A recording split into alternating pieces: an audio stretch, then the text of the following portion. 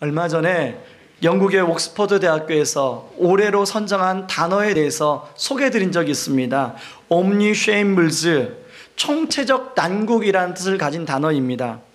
그래서 저는 우리나라에도 올해의 단어 이런 것들을 발표할까 기대를 하고 계속 신문을 살폈는데 아직까지 발표하지 않더라고요. 그래서 제가 그냥 임의로 올해의 단어가 뭘까 생각하다가 제가 정했습니다. 올해의 단어는 푸어가 아닐까 생각합니다. 여러분, 그 하우스 푸어라는 단어가 나올 때만 해도 그게 굉장히 신조어처럼 그게 무슨 말이야? 무슨 말이지? 그렇게 물었는데 하우스 푸어가 어느새 우리 생활 용어가 되어버렸습니다. 하우스 푸어뿐만 아니라 워킹 푸어, 일을 하는데 여전히 벌이가 얼마 되지 않아서 어렵게 사는 사람들을 가리키는 말입니다. 리빙 푸어, 여러 가지 이제 이자 내는 게 많고 또 빚 갚아야 할 게 많아서 살림살이가 빠듯해서 살아간 사람들을 말한다고 합니다. 렌트 푸어, 전세에 살고 있는데 주인이 전세집을 이제 전세 비용을 올려서 집을 잃어버린, 그래서 집을 옮겨 다니는 그런 사람을 렌트 푸어라고 합니다. 거기에 뭐 에듀 푸어, 실버 푸어, 웨딩 푸어, 그야말로 푸어 전성시대가 되어버렸습니다. 지난 수요일 날 이제 새로운 대통령이 선출되었는데 저도 그날 이제 저녁에 병원에 신방 갔다가 늦게 이제 그 TV 방송을 보는데 당선자 확실 이 방송이 나가니까요, 사람들이 막 거리로 나와서 그 새로 이제 뽑힌 대통령을 해서 환호성을 부르고 막 사람들이 이제 박수 치면서 기뻐하더라고요. 그러면서 제가 그걸 보고 있는데 어떤 생각이 들었냐면, 이렇게 날씨가 추운데 저분들은 왜 저기 나갔지? 근데 너무 이 당선자에 대한 기대감이 크니까 그런 생각이 들었습니다. 기대감이 크니까 추운 것도 불사하고 저렇게 나가서 저렇게 환호를 하는구나. 그런데 그런 사람이 기대감이 크면 저는 당선자 입장에 생각해 봤어요. 얼마나 저 어깨가 무거울까, 숙제가 많을까, 풀어가야 될 문제가 많을까. 어느 기자가 써놓은 글에 보니까요, 이번 선거 당락은 수도권에 사는 50대의 당락이 결정됐다는 것입니다. 특히 우리 교회가 주로 주축이 이제 40대 후반에서 50대 초반이 많기 때문에 저는 이 기사에 관심이 갔습니다. 그 기자분의 분석에 의하면 50대는 나름대로 젊었을 때 민주화를 외쳤던 세대라는 거예요. 그래서 기본적으로 민주화에 대한 열망이 있다는 것입니다. 그런데 이들이 민주화가 아닌 안정을 택했다는 거예요. 왜 그런가? 그 기자의 분석입니다. 푸어의 중심에 있기 때문에 그렇다는 거예요. 여러분, 이 수도권에 사는 50대뿐만 아니라 아마 투표한 모든 사람이, 여당 후보에 투표한 사람이나 야당 후보에 투표한 사람이나 소수 후보에 투표한 사람이나 다 하나같이 소망이 좀 더 이상 지금 이대로가 아니라 좀 더 나은 삶, 이 푸어에서 좀 벗어나는 삶, 그걸 갈망하면서 선거하지 않았겠습니까? 오늘 본문에도 이런 푸어와 비슷한 개념의 단어들이 등장을 하고 있습니다. 고통, 흑암, 멸시, 사망, 그늘질 땅. 이사야서가 기록할 당시 이 스불론 땅과 납달리 땅이 사는 사람들의 고통이 이만저만이 아니었다는 것입니다. 왜냐하면 이 지형상으로 보면 이스라엘의 북부 쪽에 이 지파가 위치하고 있습니다. 그러다 보니까 이 경계선이 아수르하고 가까워요. 아수르가 점점 강대국이 되니까 이제 아수르가 영토를 넓히는데 가장 많이 침범하는 곳이 이 납달리 지역과 이 수불론 땅 지역이에요. 우리가 알고 있는 갈릴리 역시 이쪽 지역에 속합니다. 그러니까 약탈을 수없이 당하고 또 그들에게 압제를 수없이 당하고 참 고통과 고민이, 어려움이 많은 지역이에요. 그러다 보니까 사람들은 이 스불론과 납달리 땅에 별로 인기가 없던 땅입니다. 주로 인기 있는 땅은 어떤 땅이냐면 예루살렘, 좀 남쪽 지역. 그런데 사람들은 관심 갖지 않는 그 땅에 오늘 하나님은 관심을 갖고 있더라는 것입니다. 여러분, 그 예수님의 고향이 나사렛이잖아요. 나사렛을 두고 뭐라고 하냐면, 나사렛에서 선한 것이 나올 수 있겠느냐. 역시 이 나사렛도 바로 이 납달리 땅 지역 중에 하나입니다. 그런데 하나님은 예수님의 사역지로 가장 그 당시에 소외되고 아픔이 많고 사람들의 관심에서 밀려난 바로 그곳으로 찾아가셨다는 것입니다. 그것이 이사야 9장 1절 2절에 나오는 내용인데 같이 한번 읽어보겠습니다. 시작. 전에 고통받던 자들에게는 스불론 땅과 납달리 땅이 멸시를 당하게 하셨더니 후에는 해변길과 요단 저쪽 이방의 갈릴리를 영화롭게 하셨느니라.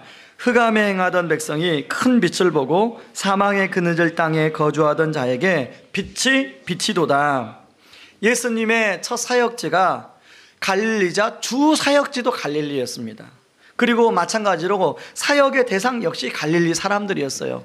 이런 내용이 마태복음 4장 13절에서 17절까지 잘 나오는데요. 나사렛을 떠나 스불론과 납달리 지경 해변에 있는 가버나움에 가서 사시니 이는 선지자 이사야를 통하여 하신 말씀을 이루려 하심이라 일러스되. 마태복음 4장 15절에는 스불론 땅과 납달리 땅과 요단강 저편 해변길과 이방의 갈릴리여 흑암에 앉은 백성이 큰 빛을 보았고 사망의 땅과 그늘에 앉은 자들에게도 빛이 비추었도다 하였느니라. 이때부터 예수께서 비로소 전파하여 이르시되 회개하라 천국이 가까웠느니라 하시더라. 예수님이 처음에 사역할 때 이제 혼자 사역을 감당 못하니까 예수님과 함께할 제자들을 뽑았습니다. 근데 그 제자들도 저 예루살렘에서 좋은 학교를 졸업한 그런 사람들이 아니라 바로 갈릴리에서 그냥 어부처럼 그냥 어부로 살던 사람들을 제자로 뽑았다는 거예요. 마태복음 4장 18절에 보면 갈릴리 해변에 다니시다가 두 형제 곧 베드로라는 시몬과 그의 형제 안드레가 바다에 금을 던지는 것을 보시니 그들은 어부라. 그런 어부들을 예수님의 제자로 뽑았다는 것입니다. 저는 예수님이 왜 예루살렘 지역을 주된 사역지로 삼지 않고 이 갈릴리 지역을 주된 사역지로 삼았을까를 가지고 이렇게 생각하고 자료를 찾아봤어요. 그러다가 문득 든 생각이 뭐냐면 예수님이 오신 목적이 생각났습니다. 예수님이 오신 목적은 마치 지금 정치 지도자가 어떤 우리가 인간적인 정치 지도자가 하는 것처럼 뭔가 이렇게 힘 있는 사람한테 힘을 얻고 그래서 점점 어떤 소외된 사람까지 돌보는 그런 게 아니라 예수님은 처음부터 소외된 사람들에게 관심이 있었다는 것입니다. 그렇기 때문에 이 갈릴리 지역은 죄로 인해 고통을 겪는 가장 상징적인 지역이라는 거예요. 예수님은 죄로 인해서 고통받는 우리들에게 오셔서 그런 우리를 죄의 굴레로부터 구원해서 풍성한 삶을 살게 하는데 관심이 있더라는 것입니다. 그래서 그 사람들에게 오늘 본문에 보니까 희망의 빛을 비추고 있어요. 왜냐하면 그들은 흑암 가운데 살고 있다고 이야기하고 있고요, 사망의 그늘질 땅에서 살고 있다고 이야기하고 있습니다. 이 2절을요 바른 성경을 제가 보면 좀 피부로 와닿습니다. 어둠 속을 걷던 백성이 큰 빛을 보았고 죽음의 그늘질 땅에 사는 자들 그들 위에 빛이 비쳤습니다. 이 어둠 속을 걸으며 살았던 사람들, 그런 사람들에게 이제 하나님의 영광의 빛이 비춰지자 사람들이 반응하기 시작하는 거예요. 3절에 보니까 그 반응들이 나오는데요, 3절 같이 한번 읽어봅니다. 시작. 주께서 이 나라를 창성하게 하시며 그 즐거움을 더하게 하셨으므로 추수하는 즐거움과 탈취물을 나눌 때의 즐거움같이 그들이 주 앞에서 즐거하오니. 여기 보니까 즐거움이라는 단어가 4번이 반복돼서 나와요. 근데 그 즐거움이 어떤 즐거움이냐면 마치 추수할 때 그 농부가 누리는 즐거움이라는 거예요. 우리 옛날에는 이렇게 월급날 되면은 온라인으로 보내주지 않고 월급 내면 이게 딱 월급 봉투에서 딱 줄 때가 있었습니다. 저도 그 직장 졸업하고 초기에 군성교 할 때도 그 사례를 이렇게 봉투에 딱 줄 때 얼마나 그게 얼마 안 됐는데도 기뻤는지를 몰라요. 남자들의 기쁨을 다 빼앗아갔습니다. 딱 한 달에 한번 그래도 조금 이렇게 폼 잡는 때가 월급날이었는데 온라인으로 좀 다 들어가서 오히려 그냥 아내한테 계속 용돈 좀 달라고 이게 사정해야 되는 그런 게 돼버렸어요. 여러분, 그때의 그 기쁨에 비유하고 있더라는 것입니다. 이사야 선지자가요 마치 죄의 굴레가 가져다 주는 고통이 그 아수르 군대가 와서 침략하고 그 괴롭히는 것과 같이 비유하고 있는 거예요. 그런데 예수님이 오셔서 그런 모든 굴레로부터 우리를 자유케 하시고 또 그 짐을 덜어주시고, 그러니까 그것이 즐거운 일이라는 것입니다. 저는 이것이 이런 예수님이 오신 것이 정말로 즐거운 것이라면 우리의 실존을 우리가 잘 알아야 돼요. 우리가 예수님 믿기 전에 우리의 영적 실존이 어떤 사람인가, 저는 그러면서 저 삶을 돌아보게 되었습니다. 어둠 속을 걷던 백성이라는 이 말씀이 저를 이렇게 돌아보니까 제가 과거에 어둠 속을 걸었던 사람이었어요. 저의 삶은 도무지 탈출구가 보이지 않아서 아무런 소망이 보이지 않았던 사람이었어요. 그러니까 지난주에 말한 것처럼 저희 집사람을 처음 만날 때 지금도 놀립니다. 당신 그때 첫인상이 어떤지 알아? 당신이 온갖 세상 죄를 지고 가는 한 마리의 어린 양 같았어. 58kg 빼짝 말라가지고 얼굴에 온통 근심은 있고, 그럴 수밖에 없는 거죠. 어릴 때부터 계속 단칸방에 늘 빨간 딱지와 함께 살았으니까. 그러다가 이제 성인이 됐는데도 그 굴레가 저로부터 떠나지 않는 거예요. 이제 성인이 되니까 오히려 더 큰 굴레가 저에게 씌워지는 거예요. 아버지의 채권자들이 이제 아버지만 괴롭히는 게 아니라 저를 괴롭히기 시작하더라고요. 그러니까 채권자한테 시달리고 인생을 어떻게 해쳐가야 할지 막 너무 힘들고, 그러니까 늘 머릿속에 근심 가득. 그런데 그런 저에게 예수님이 오셔서 빛을 비춰주신 거예요. 예수님이 오셔서 빛을 비춰주시니까 저의 삶이 변하기 시작하더라는 겁니다.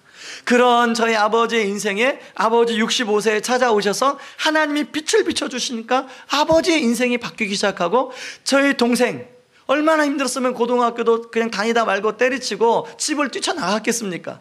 그러면서 그냥 그 젊은 날을 다 방황했던 그 동생이 예수님의 빛이 비춰지니까 그 동생의 삶에 변화가 일어나더라는 거예요.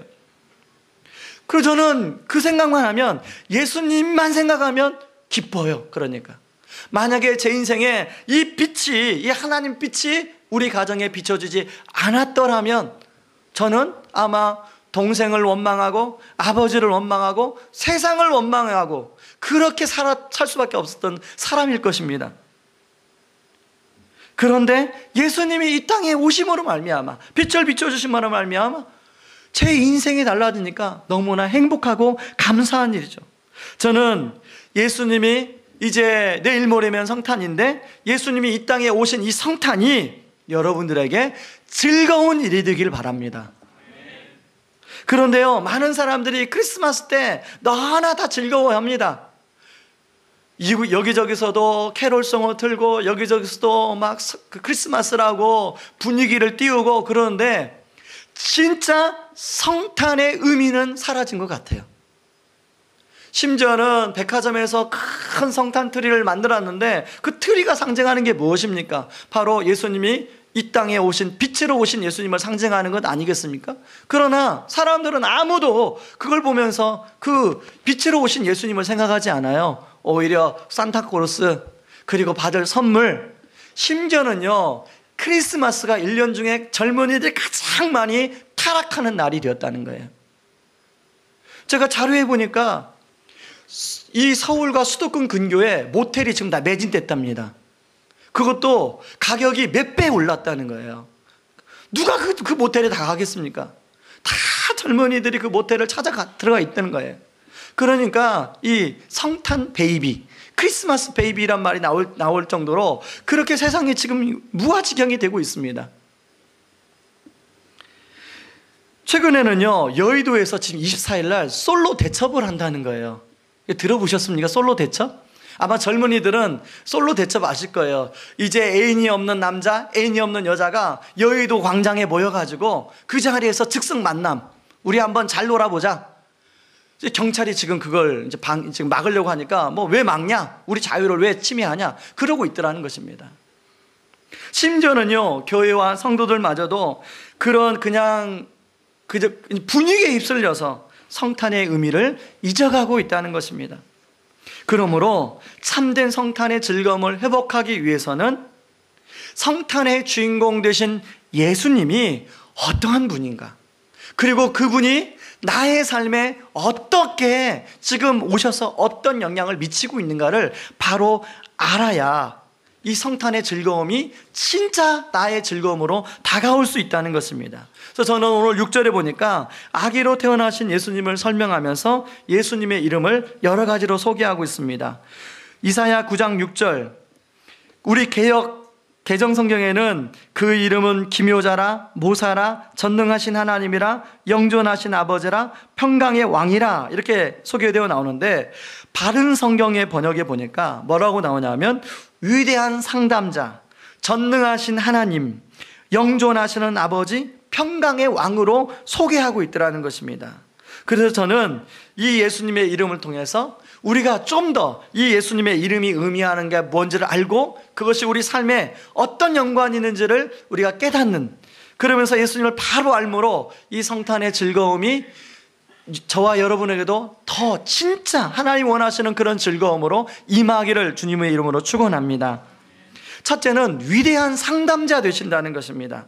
며칠 전에 제 차가 날씨가 추워서 아침에 이제 시동을 넣는데 시동이 걸리지 않는 거예요.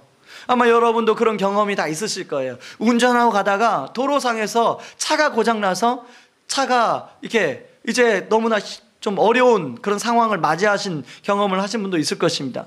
그럴 때는 내가 차에 대해서 조금만 알면 고쳐서 갈 수 있지 않습니까? 아니, 그렇거나 또는 차에 대해서 조금 아는 분을 내가 알고 있으면 얼마든지 그분한테 연락을 해서 조치를 취할 수 있습니다. 다행히도 제가 알고 있는 카세타 사장님한테 전화하니까 이게 방전 때문에 그랬습니다. 조치하니까 이제 보험회사에서 방전 불러서 차 이렇게 이제 해서 바로 운행을 할 수 있었습니다. 근데 문제는 뭐냐면 이와 반대 케이스.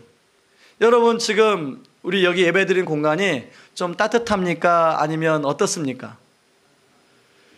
제가요 어제 오후에 여러분 위에 있는 이 난방기가 다 고장이 난 거예요. 이 지역이 목요일날 정전이 됐었는데 정전이 되니까 이 난방기가 다 어제 오후에서야 안 거예요. 고장났다는 게.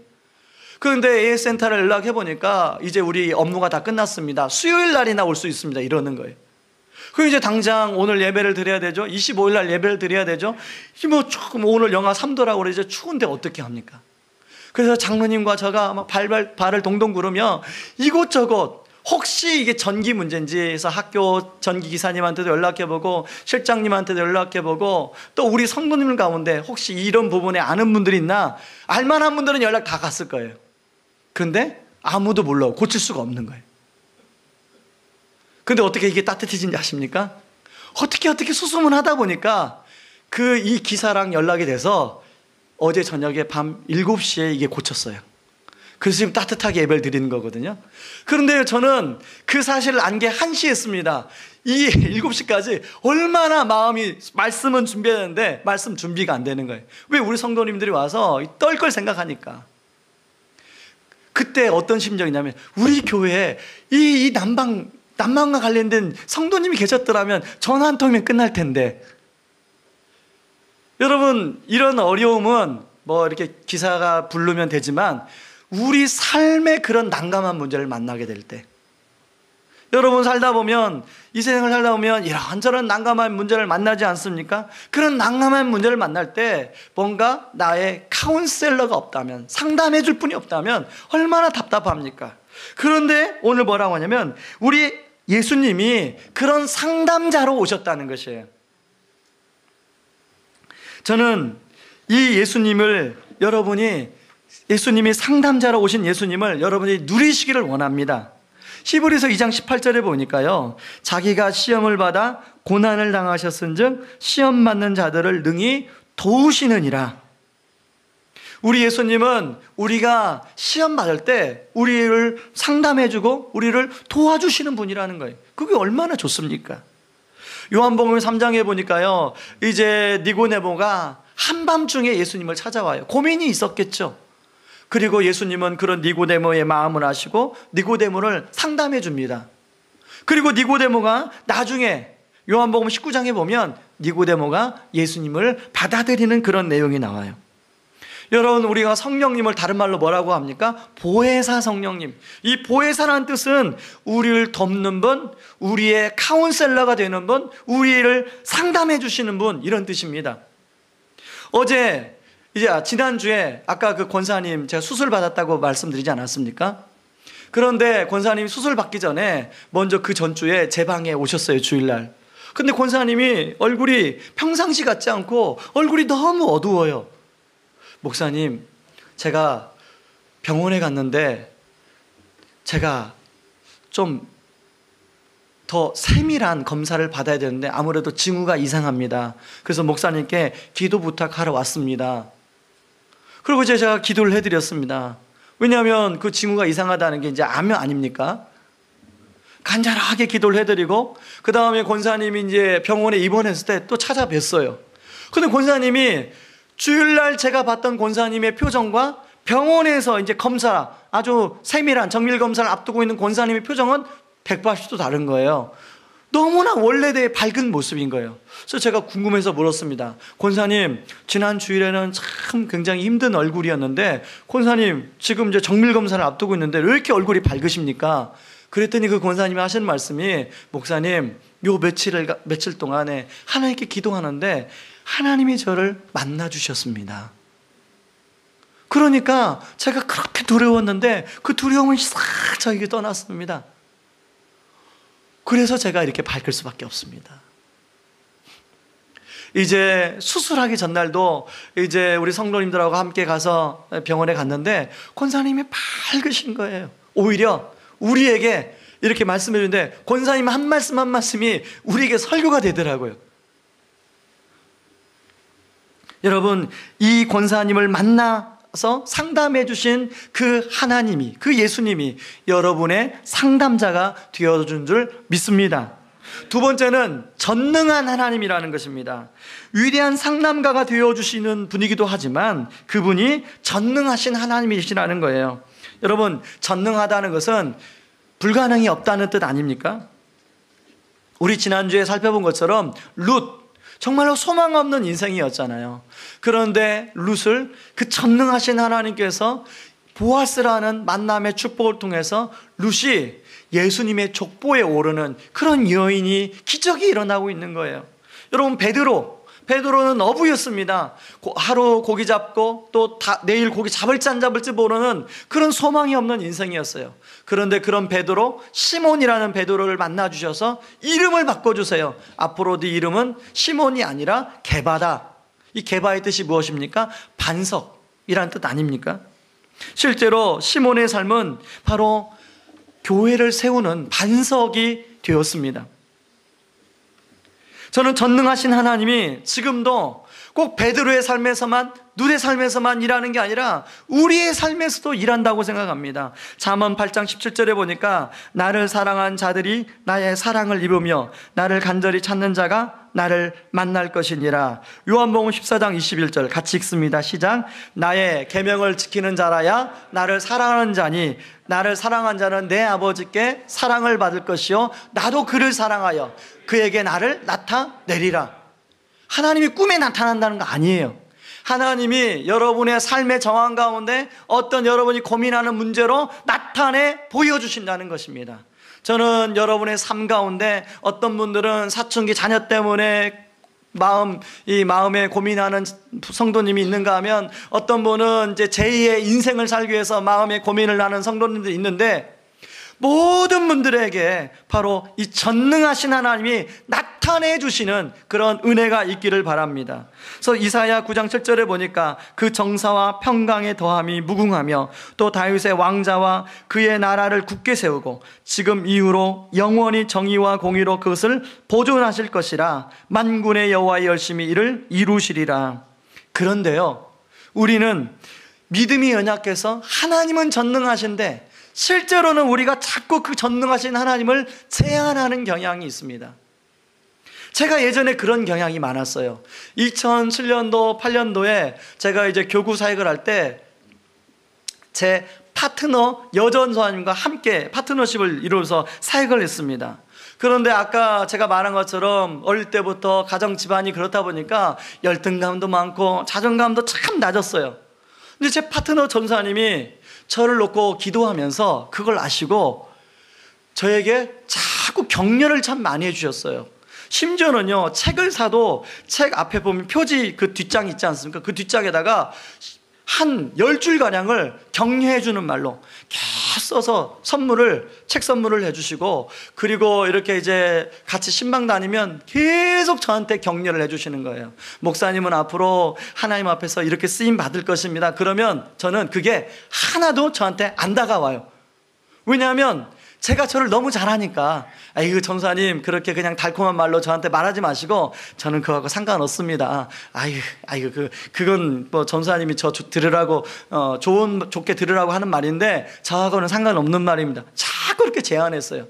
근데 하루는 그러는 전사님이, 목사님 성령님을 제안하지 않았으면 좋겠습니다. 근데요, 그게 이 전사님 말씀으로 들리는 게 아니라 하나님 말씀으로 들리는 거예요. 그래서 그 다음부터 제가 성령님을 제한하지 않으려고 했습니다. 그분이 그렇게 얘기해 주시면, 그래, 그게 비록 불가능할지라도 아멘으로 받아들이자. 아멘. 그런데요, 제가 시간이 지났지 않습니까?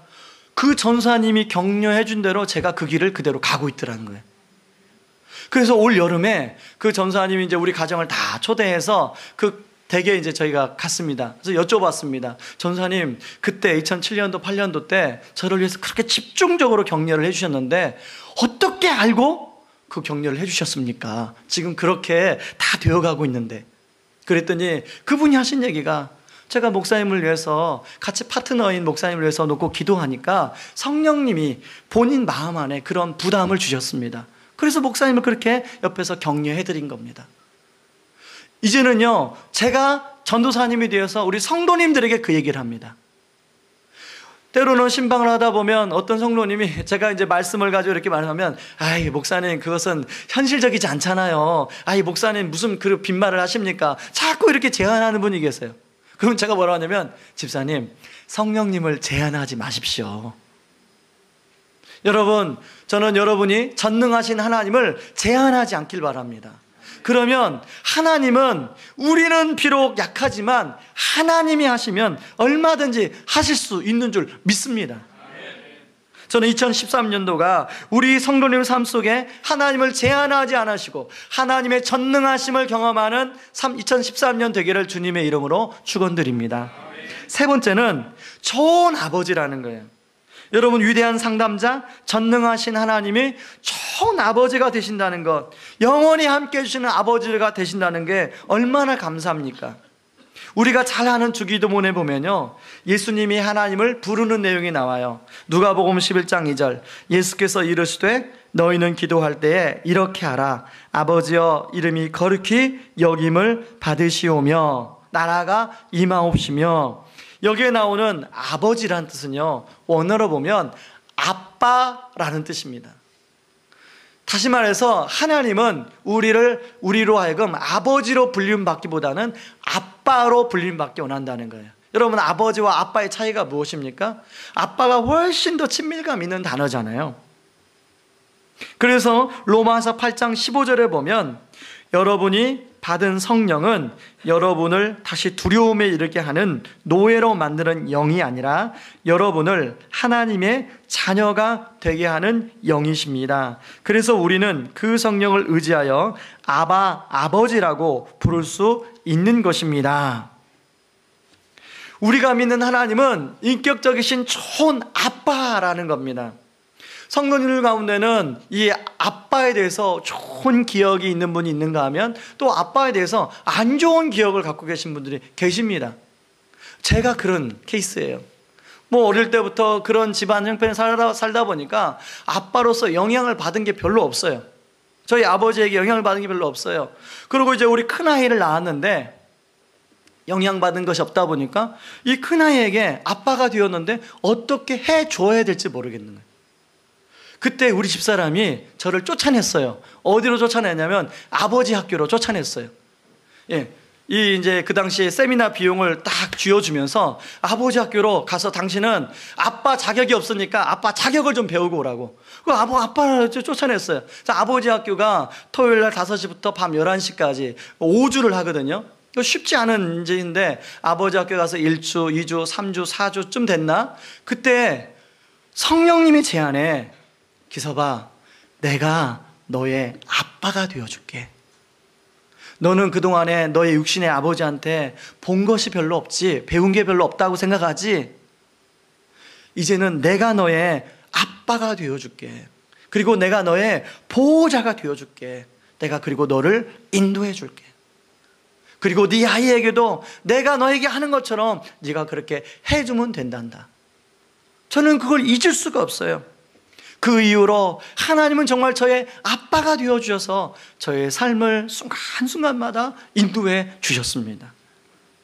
여러분, 그런데 아무리 좋은 아빠라도요, 돌아가시고 연세가 드시고 힘이 빠지고 돌아가시면 아무 소용이 없습니다. 그런데 우리 하나님이 돌아가지 않으시고 영원히 함께 하시는 아빠가 되어주신다고 말씀하고 있습니다. 어제나 오늘이나 한결같은 아빠가 신실함으로 우리를 이끌어주시는 아빠가 되어준다고 이야기하고 있습니다. 저는 이 성탄에 이 아빠 되신 하나님을 여러분들이 경험할 수 있기를 주님의 이름으로 축원합니다. 네 번째는 평강의 왕입니다. 사실 우리는 이 평강을 잃어버리고 살고 있어요. 살롬을 잃어버리고 살고 있습니다. 사람들의 마음은 저마다 불안해요. 여유 있는 사람도 불안하고 여유 없는 사람도 불안하고, 새로운 지도자에 대한 열망이 높은 것은 그만큼 불안을 해소하고 싶은 마음이 있기 때문에 그렇다는 생각이 듭니다. 그런데요, 하나님은 그 마음을 너무 잘 아셨어요.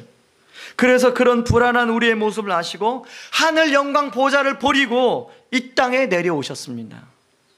에베소 2장 17절에 보니까 또 오셔서 먼 데 있는 너희에게 평안을 전하시고 가까운 데 있는 자들에게 평안을 전하셨으니, 우리는 원래 내 마음대로 산 결과 평안을 잃어버렸어요.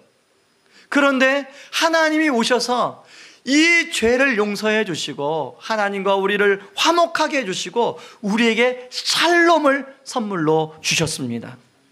그래서 그 찬양 있지 않습니까? 평안을 너에게 주노라. 혹시 아시는 분 있으면 같이 한번 불러봤으면 좋겠습니다. 평안을 너에게 주노라. 세상이 줄 수 없는 평안, 세상이 줄 수 없는, 세상이 알 수도 없는, 세상이 알 수도 없는 평안,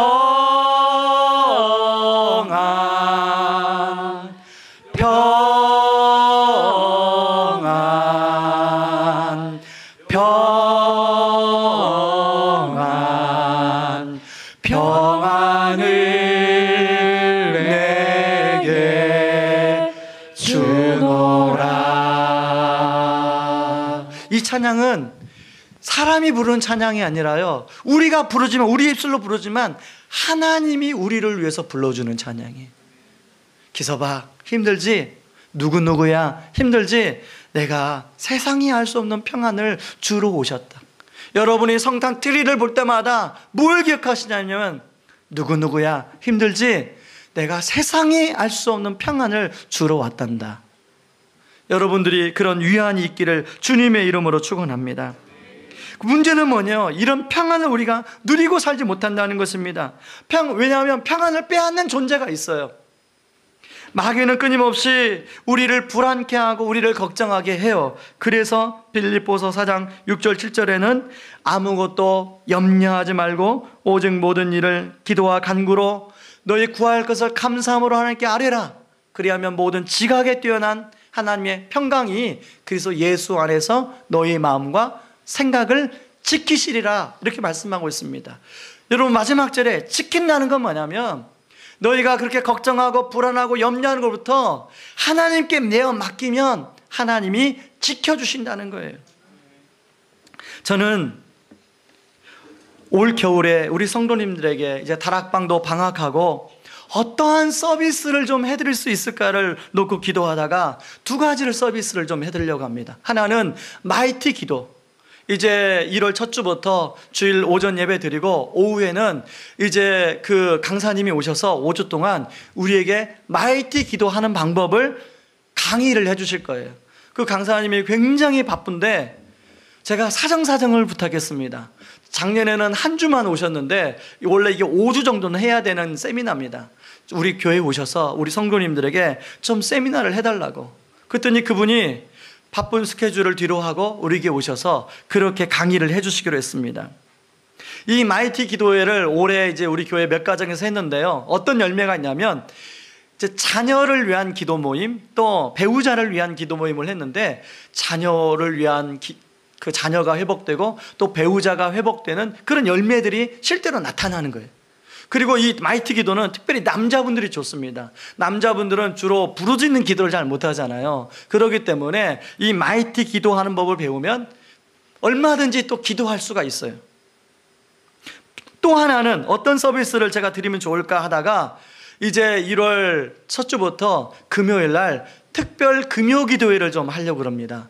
그동안 이제 학교 때문에 그 공간 사용 때문에 우리가 그렇게 저녁 기도회를 못 했는데 애들 이제 방학하니까 저 본관 지하에서 함께 좀 질퍽하게 우리 같이 좀 한 2시간 정도 말씀 보고 또 찬양하고 기도하는, 그래서 우리가 신년을 기도로, 그래서 우리의 큰 걱정과 근심 염려를 다 하나님께 맡겨버리고 진정한 샬롬으로 시작하는 그런 2013년 되기를 바랍니다. 말씀의 결론을 맺겠습니다. 우리는 무엇 때문에 성탄에 그렇게 즐거워하고 있습니까? 진짜 참된 즐거움은 성탄으로 오신 예수님이 어떠한 분인지 알 때, 그분이 우리 삶에 어떤 일을 베푸시는지를 알 때 진짜 참된 즐거움과 기쁨이 있는 줄 믿습니다. 저는 우리가 이 기쁨을 빼앗지 않기를 바랍니다. 그래서 예수님의 위대한 상남과 또 전능하신 하나님, 그리고 좋은 아버지, 평강의 왕이 되어준다는 사실을 믿으시고 나의 삶에 그분이 오심을 즐거워하는 그런 성탄 되기를 주님의 이름으로 축원합니다. 이 시간에 함께 찬양하기를 원하는데요, 십자가 그 사랑 같이 찬양합니다.